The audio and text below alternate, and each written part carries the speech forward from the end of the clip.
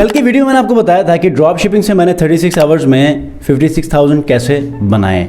आज की इस वीडियो में मैं आपको उसका मेथड बताऊंगा कि मैंने कैसे बनाए, और सबसे इम्पॉर्टेंट जिस चीज़ को आपने फॉलो करना है। आप लोगों में बहुत सारे लोगों ने कहा कि यार हमें ये मेथड बताएं, क्रिएटिव को हम कैसे टेस्ट कर लें और टारगेटिंग कैसे की, थोड़ा सा ड्रॉप शिपिंग के हवाले से मज़ीद तफसील बताएं। तो आज की इस वीडियो में मैं कुछ नई चीज़ें और कल और परसों फेसबुक के अंदर कुछ ऐसी चेंजेस आ रही हैं और बहुत इंपॉर्टेंट चेंजेस हैं, तो उनको भी आपको बताऊंगा ताकि आपको अंडरस्टैंडिंग मिले कि आपने इस नए लैंडस्केप के अंदर अपनी सेल्स को कैसे इंक्रीज करना है। अस्सलाम वालेकुम व्यूअर्स, मैं हूं सलीम रज़ा हैकल। आप तमाम व्यूअर्स को डिजिटल हैकल यूट्यूब चैनल के ऊपर वेलकम करता हूं। दोस्तों, फेसबुक एड्स मैनेजर में पहले आपके पास जब आप कैंपेन क्रिएट करते थे तो दो ऑप्शन आते थे।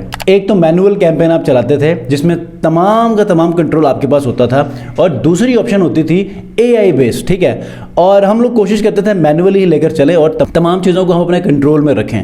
लेकिन अभी बाय डिफ़ॉल्ट फेसबुक के सिस्टम ने अब आपको AI के ऊपर जो है वो शिफ्ट कर दिया है। आप मैनुअली कैंपेन को ड्राइव नहीं कर सकते। स्टिल आप उसको, आपके पास ऑप्शंस होंगी, लेकिन बाय डिफ़ॉल्ट आप ऑटोमेटिकली वहां जाएंगे। कैसे जाएंगे, स्क्रीन के ऊपर ले जाकर ये भी आपको बताऊंगा। और एक होती है CBO, एक होती है ABO, campaign budget optimization and ad set budget optimization. आप पहले क्या करते थे, एड सेट के ऊपर अपना बजट लगाते थे और जितने एड सेट आप बनाते थे उतना बजट आपका लग जाता था। अभी ये भी फेसबुक ने लॉन्च किया है कि बाय डिफ़ॉल्ट आप कैंपेन बजट ऑप्टिमाइजेशन को फॉलो करेंगे। कैंपेन को एक आप बजट देंगे और वो खुद आपके तमाम एड सेट्स के अंदर परफॉर्मेंस की बुनियाद पर डिस्ट्रीब्यूट करेगा, ठीक है। तो ये भी एक बहुत इंपॉर्टेंट अपडेट है।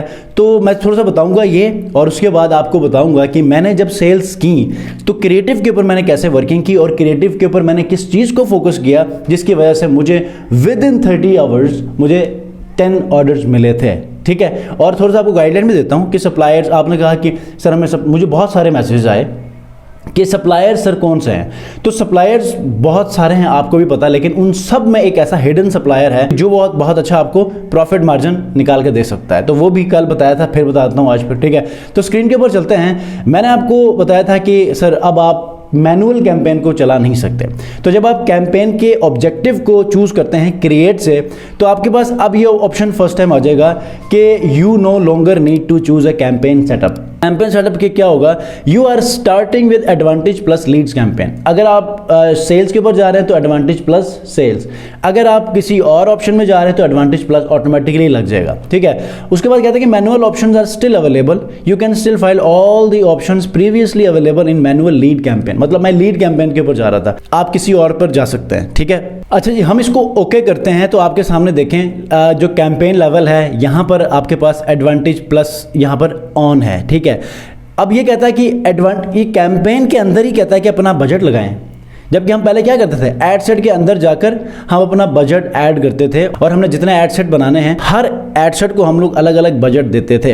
अब ये हमें ये कहता है कि आपने कैंपेन को ही बजट अलाउ करना है। अब इसका मतलब क्या है, इसका मतलब ये है कि अगर आपने कैंपेन लेवल के ऊपर फॉर एग्जांपल 3000 का बजट दिया है और आपने एड सेट्स बनाए हैं 4, और हर 4 एड सेट्स के अंदर आपने 3 क्रिएटिव्स रखे हैं, तो देखिएगा अपने उस स्पेसिफिक ड्यूरेशन में कि यार इन चारों एड सेट के अंदर कौन से क्रिएटिव सबसे अच्छे परफॉर्म कर रहे हैं, वो उनको अपना बजट ज़्यादा देना शुरू करेगा। मतलब ये खुद ही तमाम के तमाम बजट को कंट्रोल करेगा और एज पर द परफॉर्मेंस ये उनको ज़्यादा फोकस करता जाएगा। जो अंडर परफॉर्मिंग होंगे, जो कम परफॉर्मिंग होंगे, उनको ये बजट कम करना शुरू करेगा और वो बजट उन एसेट्स को ज़्यादा देना शुरू करेगा जो बेस्ट परफॉर्मिंग है। तो इस तरह जो है वो आप अपने इस स्ट्रेटजी को मेंटेन कर सकते हैं। अब मैनुअल भी ऑप्शन ख़त्म है, आपने अपने बजट को कैंपेन लेवल के ऊपर लगाना है। तो अब आपको किस चीज़ के ऊपर फोकस करना है, वो ये है कि आपने मल्टीपल एड सेट्स बनाकर उन एड सेट्स के अंदर मल्टीपल क्रिएटिव्स को ऐड करना है,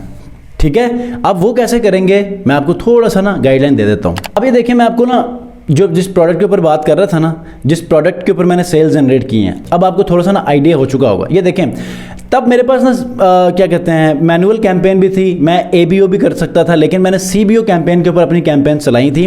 तो देखें मेरे पास एड सेट्स कितने हैं, ये एक कैंपेन है, कैंपेन के अंदर एड सेट कितने हैं, 1 2 3, और 3 एड सेट्स के अंदर देखें 3 क्रिएटिव्स हैं, इसमें भी 3 क्रिएटिव्स, इसमें भी 3 क्रिएटिव्स।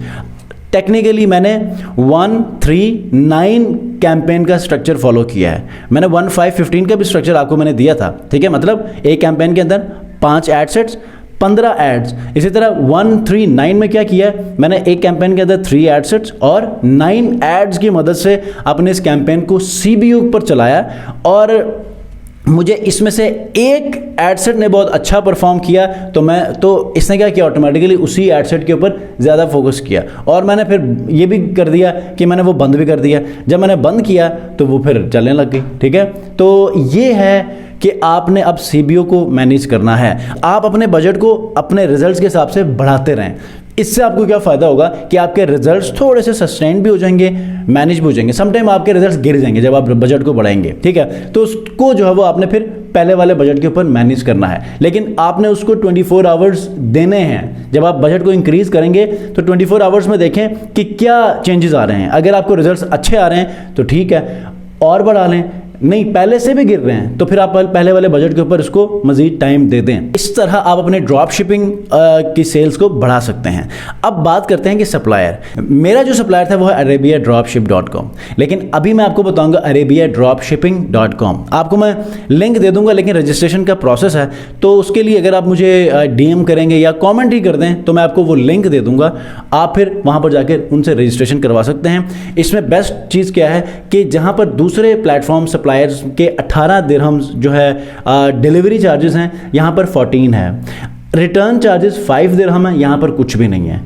यहाँ पर ये सबसे ऑप्शन ये है कि आपको जो प्रोडक्ट की प्राइस है वो दूसरे तमाम प्लेटफॉर्म से यहाँ पर आपको बहुत अच्छे कीमत पर मिलेगी, तो आपका प्रॉफिट मार्जिन बहुत अच्छा सेट हो जाएगा। और डिलीवरी टाइम भी यहाँ पर कम है, और इनका अपना डिलीवरी का सिस्टम है मुख्तलिफ शहरों में, तो ये आपके लिए बहुत बड़ा बेनिफिशियल हो सकता है।